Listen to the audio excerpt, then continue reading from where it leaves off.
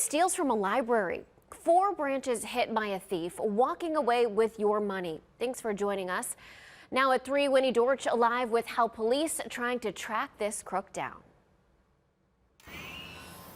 Well, of course, Nicole, they're not getting away with books. However, we've confirmed that they are stealing money from pay stations inside these libraries, and those pay stations are what people use to pay for library services.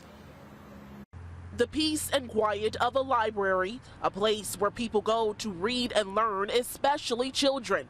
But now a thief is targeting some Cleveland Public Library branches. Administrators confirming break-ins at several of their branches. The suspect helping themselves in the middle of the night, targeting pay stations. The machines are used to pay for copies and scanning. We stopped by the Fleet branch on Fleet and Broadway earlier today. An employee off camera says the bad guy broke a window to get inside. Library officials are cooperating with Cleveland police.